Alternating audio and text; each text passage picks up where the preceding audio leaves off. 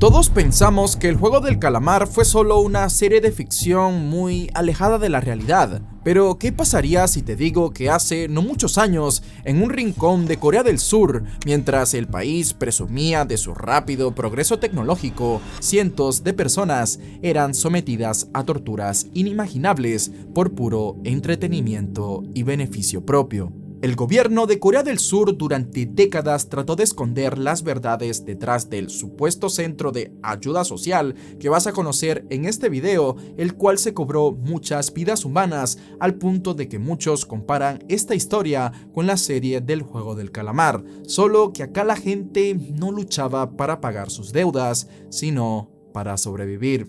Para conocer mejor cómo esta tragedia siquiera pudo ser posible, hay que entrar en el contexto de que después de que finalizó la Guerra de Corea y se dividieran los territorios en los años 50, se desató una crisis económica que llevó a que muchos de los ciudadanos surcoreanos atravesaran una época muy difícil llena de pobreza, ya que el país había quedado prácticamente devastado por la guerra. Pero ni siquiera llegados al final de la década, el país mágicamente se recuperó en tiempo récord gracias al desarrollo de la industrialización. El progreso que estaban teniendo las grandes ciudades era increíble, por lo que muchas de las personas que residían en zonas rurales optaron por mudarse a la ciudad en busca de oportunidades. Sin embargo, no todos podían ser elegidos para estos empleos, pues las vacantes eran limitadas y los postulantes eran demasiados, por lo que muchas de estas personas que lo habían dejado todo en el campo en busca del sueño citadino se quedaban en el limbo del desempleo, de manera que varios empezaron a vivir en las calles o a realizar comercio ambulante para comprar más tiempo y así poder encontrar un trabajo en la ciudad. Pero todo cambiaría en 1961, cuando Corea del Sur sufriría un golpe de estado por parte del militar Park Chung-hee, quien tomaría el poder y bajo su dictadura prometería acabar con un mal social que perjudicaba la imagen de un país en desarrollo. Y esto para él eran los indigentes, por lo que ahora se iniciaría una limpieza en la sociedad en la que cada persona que se veía viviendo en la calle pasaría a ser internada en centros residenciales, los cuales eran instalaciones municipales que se habían comenzado a construir en las principales ciudades como Seúl o Busan. Y es que el gran problema con esto era que el término vagabundo para la policía no estaba del todo definido, ya que por ejemplo en la actualidad en un país con oportunidades, si se ve a alguien desaliñado viviendo en la calle por mucho tiempo, lo más normal es que se asocia que esa persona tiene problemas mentales o con sustancias que le impiden vivir una vida normal. Pero en este caso, como les dije, muchas de estas personas eran gente del campo que tal cual no encontraba un hogar o un trabajo estable. Y para las élites urbanas, la gente de la calle era un problema que empobrecía la imagen del país, y esto para el gobierno era clave por su afán en querer demostrar que estaban por encima de sus vecinos del norte. Solo que el tema se les fue de las manos cuando empezaron a capturar a personas que sí tenían un hogar, pero que vivían en zonas empobrecidas o que vendían cosas en la calle, y hasta se llevaban a oficinistas con trabajos estables que se habían quedado dormidos a la intemperie después de haber bebido demasiado, menores de edad que estaban solos esperando el bus o el tren para ir a visitar a sus familiares o que simplemente regresaban a su casa. Además de que se llevaban a discapacitados que sí tenían familia, pero que no pudieron defenderse cuando estaban solos, por lo que se estima que más del 70% de las personas que se capturaron no eran ni indigentes o huérfanos. Esto hizo que entre 1962 y 1974 se encerrara en estos centros a más de 250,000 personas, y como supuestamente se estaba limpiando el país y vivían bajo dictadura, ¿quién les iba a decir algo? Y es que supuestamente estos centros existían con el objetivo de aumentar la autosuficiencia de los vagabundos, es decir, como que todo aquel que estaba en la calle era porque era bruto según esta gente y no por falta de oportunidades. Y todavía que uno diga, bueno, al menos les daban educación gratis para que se reinserten en la sociedad, pero no. Muchos de los reclusos eran obligados a trabajar para empresas privadas, en fábricas, campos agrícolas o en construcciones, y como tenían la excusa de que estaban siendo capacitados vocacionalmente, la paga por esta explotación laboral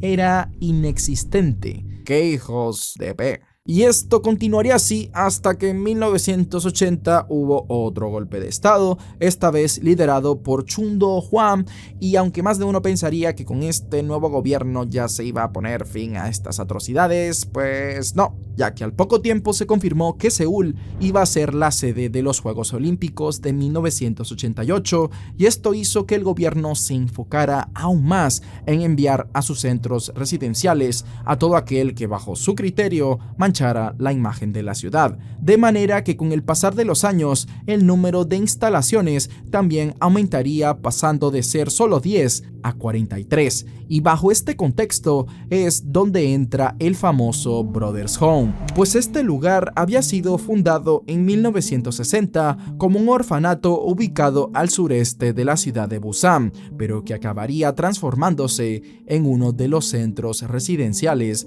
que más atrocidades vio dentro de sus 4 paredes, tanto así que hasta catalogarlo como una prisión se queda corto. La época oscura del Hogar de los Hermanos empezó desde 1975 gracias a este hombre, Park Ki-jung, quien era un militar retirado y un trabajador social cristiano muy reconocido en el país, ya que era descrito como una leyenda dentro del ámbito del bienestar social, llegando a ser condecorado por el mismísimo presidente por su labor ayudando a gente sin hogar, por lo que bajo ese perfil se confiaría totalmente en su gestión en el centro de ayuda, aunque en realidad este hombre solo era otro sádico disfrazado de buen cristiano, pues Brothers Home era el mismísimo infierno en la tierra.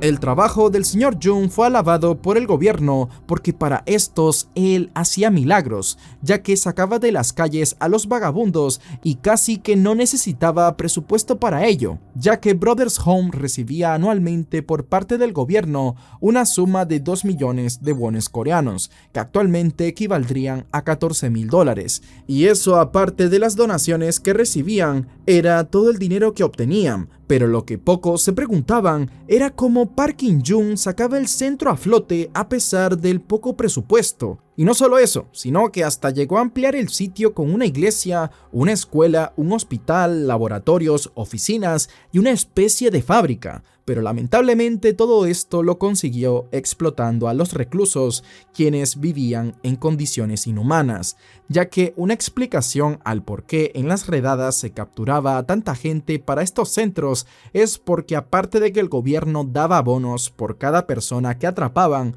uno más significaba más mano de obra que podían explotar sin paga alguna. Y no solo eso, también se llevaban a gente para abusar de ella sin importar su sexo o edad. Hasta los más pequeños eran vendidos en el extranjero a través de una red de tráfico humano al mejor postor. En Brothers Home se imponía un estricto régimen basado en la disciplina de la violencia a todo aquel que desobedeciera las reglas. Y estos dibujos, que parecen hechos por un niño, ilustran los muchos horrores que sufrieron los reclusos.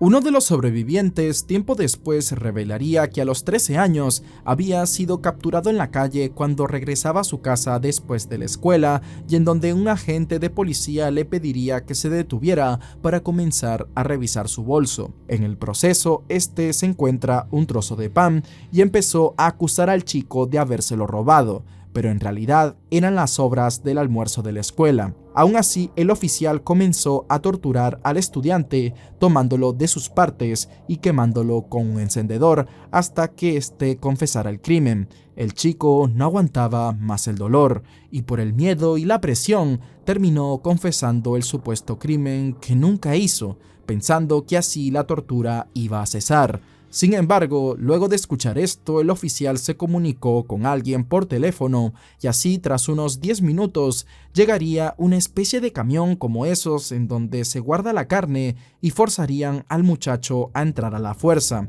hasta que finalmente llegó a Brothers Home, donde pasaría alrededor de unos 5 años secuestrado en aquel centro donde experimentó todo tipo de atrocidades. Una vez llegabas a este centro, te rapaban la cabeza o también te podían quitar toda la ropa para luego echarte un cubo de agua fría y así dejarte desnudo durante largas horas, todo para que sepas que en ese lugar no tenías derechos. En el centro estaba prohibido hacer preguntas del tipo ¿por qué estamos aquí? O ¿por qué nos tienen que golpear? Y por ejemplo, un chico que hizo esto provocó que 4 personas de la nada vinieran y lo envolvieran en una manta para después comenzar a darle patadas por todo el cuerpo hasta que se desmayó echando espuma por la boca, a lo que los mismos perpetradores lo sacarían envuelto del lugar en la misma manta y más nunca se le vería a este chico en el centro. Todo apunta a que aquel residente perdió la vida. Muchos de los que partían producto de alguna paliza solían ser enterrados en secreto dentro de las instalaciones del centro en zonas específicas en donde sus restos no pudieran ser encontrados de nuevo o eran vendidos a los hospitales cercanos de la localidad para que los usaran como material de experimentación. Han Jong-sung, uno de los sobrevivientes, recuerda claramente el momento en que fue secuestrado junto a su hermana a los 8 años, cuando su padre, que estaba muy ocupado con el trabajo, les había prometido dar un largo viaje por la ciudad, pero como aún tenía varios recados pendientes, decidió que lo más rápido y seguro era dejar a los niños bajo el cuidado de algún oficial en la subestación de policía por unos minutos, acto que destrozaría a la familia por completo. Y es que una vez que el padre dejó a sus hijos con un agente de policía, apareció un autobús que se detuvo enfrente a la subestación y al cual los niños fueron obligados a subir. Uno de los oficiales intercambió unas señas desconocidas con las personas que se bajaron del autobús, como si se tratara de un mensaje en código secreto. Los niños no comprendían qué sucedía y no tenían ni idea a dónde los estaban llevando, por lo que no pararon de gritar, pero las personas del autobús comenzaron a golpearlos, diciéndoles que hablaban demasiado fuerte y que debían guardar silencio. Es así como, sin que estos niños lo supieran, estaban siendo llevados hasta Brothers Home, donde serían separados en diferentes áreas de las instalaciones y Han Jong-sung se convertiría en el más joven en su pelotón cuando llegó. Las condiciones del lugar eran totalmente precarias. Las habitaciones no contaban ni siquiera con ventilación o calefacción para el frío invierno, ni con otros servicios básicos. Los espacios eran muy pequeños para la cantidad de residentes alojados, ya que el número de reclusos del centro llegó a los 3000 cuando solo podían tener 500 como máximo, lo que significaba que había más de 90 personas viviendo en cada habitación del centro,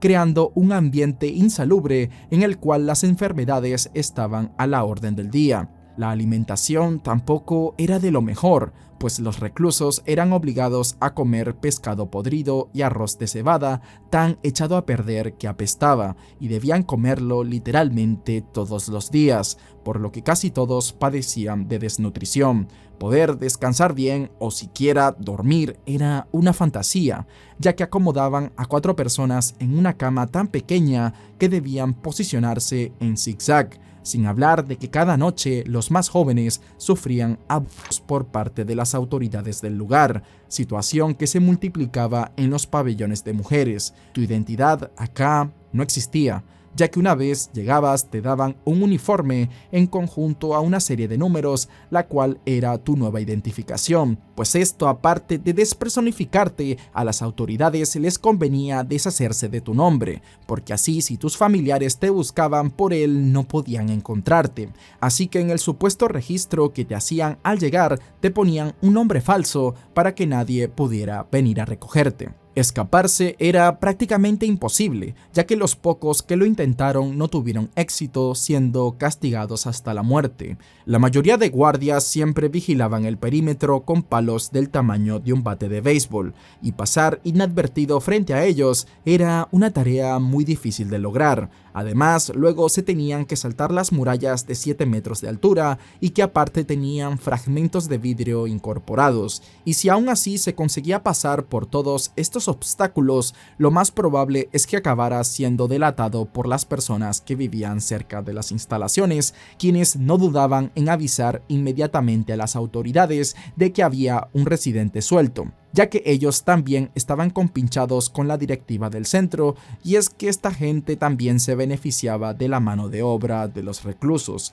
y si por ejemplo alguien se escapaba, todo su pelotón era castigado, así que los que planeaban fugas masivas en secreto siempre terminaban siendo delatados por causa del sistema de vigilancia mutua que operaba en el centro. Lo irónico de esto es que todo el personal de Brothers Home eran apenas 10 personas, quienes en su mayoría eran familiares y amigos del director Jung, y que estarían a cargo de la supervisión de los 3000 residentes internados en el centro. Y es que el director era tan rata que para ahorrarse el dinero que le costaría contratar más guardias, creó un sistema en donde los propios residentes más sumisos se ganaban el puesto de jefe de pelotón, y así estos se encargaban de someter a otros reclusos de su pelotón que no acataban las normas, trabajando prácticamente como guardias, solo que sin paga. Pero aún así habían varios que querían este puesto porque era eso o estar en lo más bajo, siendo pisoteado por todos. Por si no fuera suficiente, el personal del centro llegó a usar drogas psicotrópicas para controlar a los residentes con enfermedades mentales o que no querían seguir órdenes, como si de un hospital psiquiátrico se tratara. Claro está, nadie ahí contaba con la cualificación médica necesaria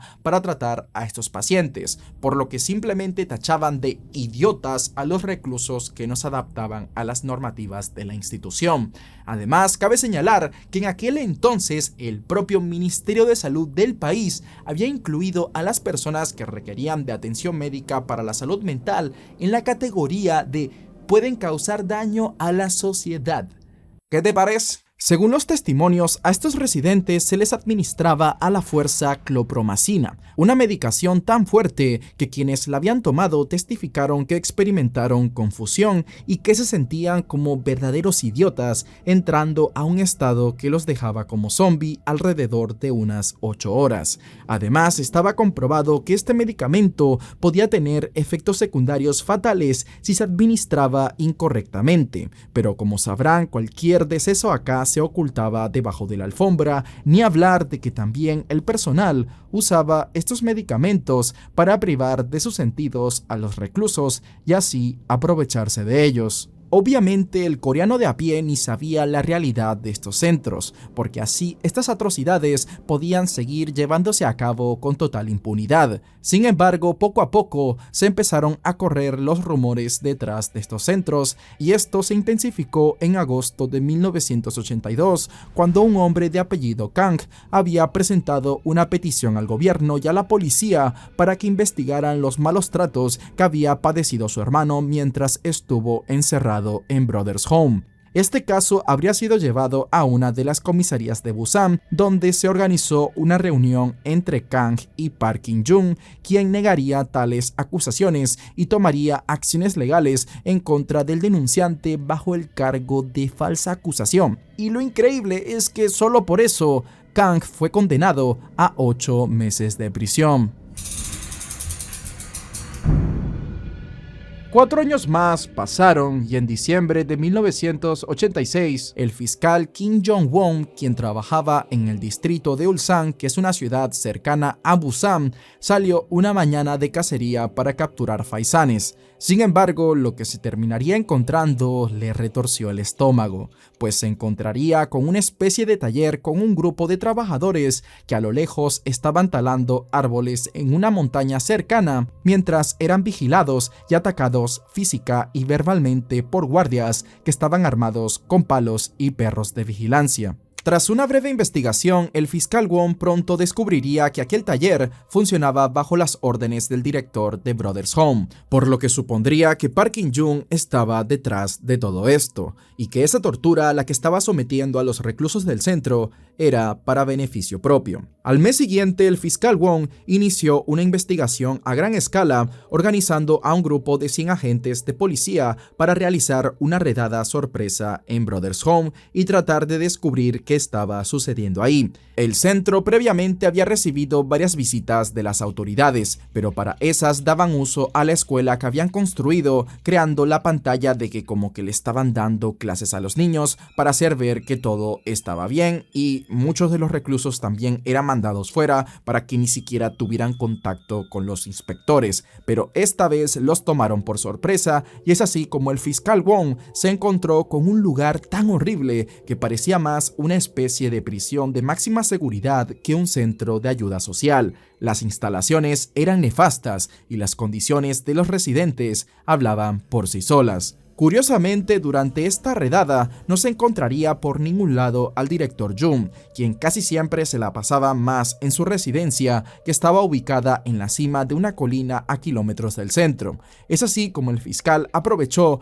para entrar en la oficina del director, en donde descubriría una gran caja fuerte, la cual contenía un completo tesoro, ya que en ella habían bonos de ahorro en efectivo, cheques, divisas extranjeras y un recibo bancario que indicaba un depósito de 2.000 millones de wones, que aproximadamente vendrían a equivaler a unos 10.6 millones de dólares en la actualidad. Todo esto producto de su maldad, y es que se cree que gran parte de este dinero vino por parte de la mano de obra de aquellos residentes que no solo construyeron parte de las instalaciones del centro, sino que también trabajaron para empresas privadas. A estos hombres, que tenían prácticamente como esclavos, les prometieron unos pagos por su trabajo muy por debajo de lo que se pagaba por ello, y que casi que no tenían la chance de negarse porque el castigo en el centro iba a ser peor, y encima al final a la mayoría ni se le pagó el poco dinero que se le debía. Estos residentes construyeron edificios enteros,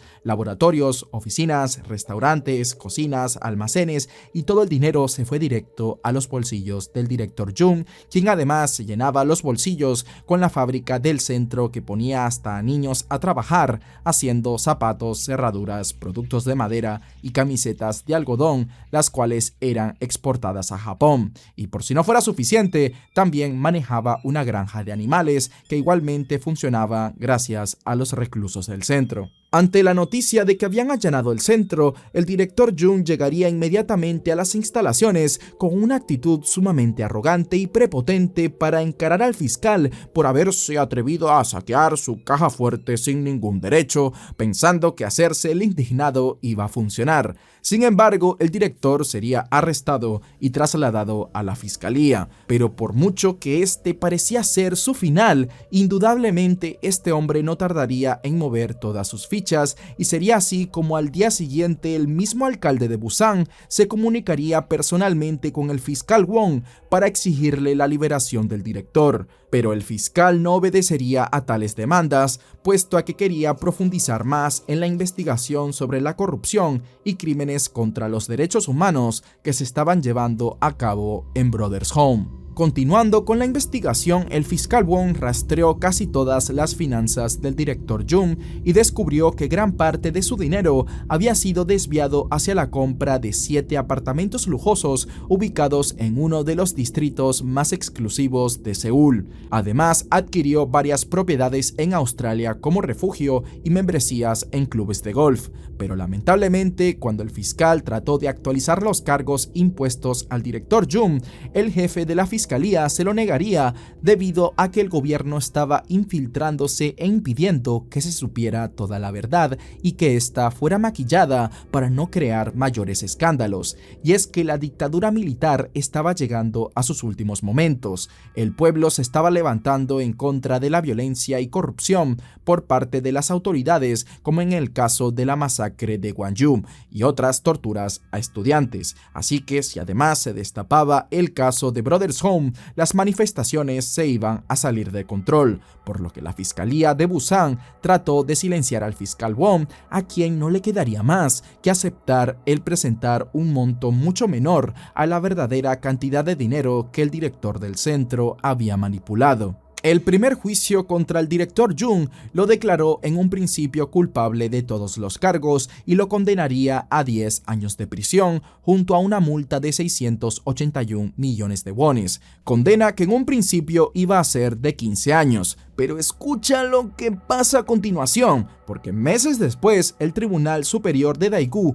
retiró varios cargos reduciéndole la sentencia a solo 4 años, ya que la administración del presidente Chun Do-hwan había presionado a la fiscalía y al tribunal para reducir la sentencia. Y es que el gobierno estaba muy agradecido por el trabajo del director Jung, ya que entre comillas este había eliminado a los vagabundos de las calles y creado negocios sin prácticamente nada de fondos por parte del gobierno. Es así como encima en 1989 el fallo final del tribunal declararía inocente a Park In-young de todos los cargos, declarándole una sentencia final de solo 2 años y medio por ser culpable únicamente de los cargos de malversación de fondos. Y como ya habían pasado 2 años, pues a los pocos meses el director ya estaba en libertad con prácticamente casi todo el dinero que había amasado ilícitamente, situación muy contraria a la de los reclusos de Brothers Home, quienes habían sido liberados sin nada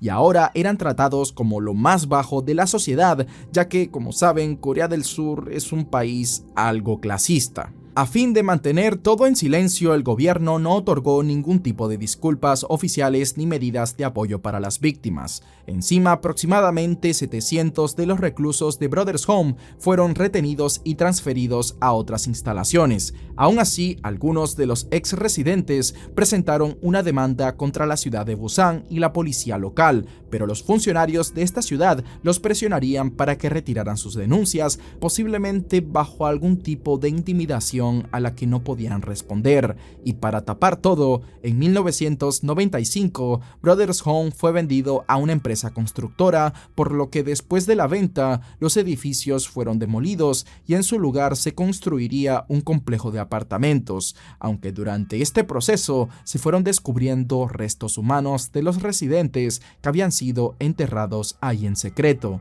pero todos los restos que fueron encontrados se les trataría como de personas no reconocidas o sin familiares vivos que reclamaran por ellos, de manera que las causas de sus muertes nunca se investigaron y estos restos se perdieron para siempre. Por su lado, el director Jung nunca aceptó todas las acusaciones que se le hicieron y se habla de que él mismo en su despacho hasta le había arrebatado la vida a varios reclusos del centro con sus propias manos. Y es que directamente se le atribuye a Brothers Home 657 muertes confirmadas, aunque indirectamente el número es mayor, ya que muchas víctimas, al no haber recibido alguna compensación ni apoyo del Estado, jamás se recuperaron de los traumas y heridas que padecieron en aquel centro, y tuvieron que continuar viviendo en un estado de aislamiento social, algo que muchos no pudieron tolerar y terminaron quitándose la vida, pues eran consideradas como personas problemáticas o vagabundos ante los ojos de la sociedad.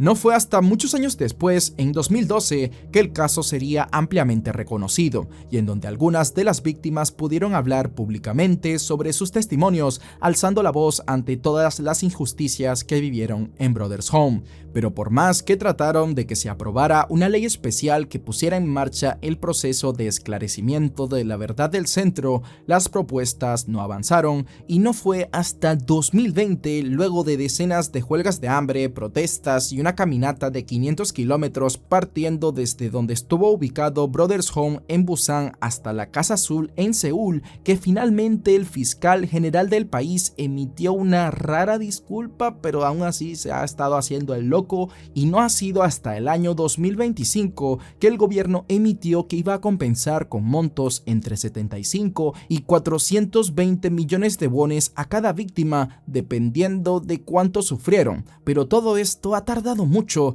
y se cree que las autoridades han empezado a hablar porque este caso se ha hecho muy famoso, y más aún cuando muchos dicen que esta historia fue la que inspiró a la famosa serie del juego del calamar, pero su propio creador ya ha manifestado que esto no es cierto y que su serie, según viene más para demostrar lo que ha originado el sistema capitalista en la sociedad. Aunque por más fama que obtuvo el caso, Park In-young ya no será ajusticiado por sus crímenes, pues falleció en el año 2016. Aún así, sus familiares niegan las acusaciones en su contra y la mayoría se encuentra viviendo en Australia, en las muchas propiedades lujosas que el exdirector del centro compró gracias al dinero que obtuvo por sus negocios oscuros. Si te gustó el video, te recomiendo el caso del Escuadrón C-331, una tragedia la cual para muchos se lleva el título del experimento humano más macabro que se haya hecho en la historia.